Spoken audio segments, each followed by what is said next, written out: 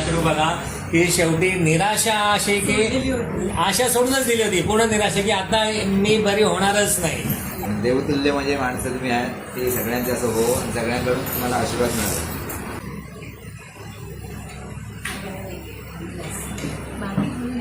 Moments later. चला बरोबर बघा ये बरोबर. आपलं नाव सांगा. माझं नाव श्रावणी दीपक पाटील. कुठून आलोय आपण? आरेवारी गणपती. आरेवारे गणपती पुण्यावरनं आलेले आहेत. सोबत त्यांचे मिस्टर आहेत.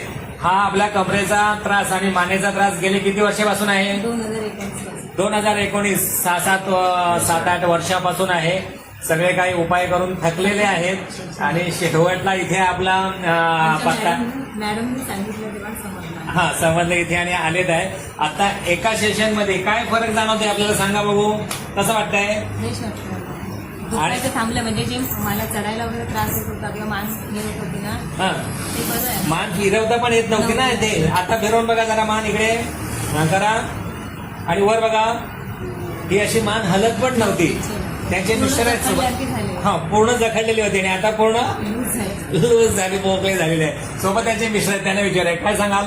नाही बरोबर, भरपूर एकदम म्हणजे इतका चांगला अनुभव आला की कधीच होणार नाही अशी आशाच सोडली होती.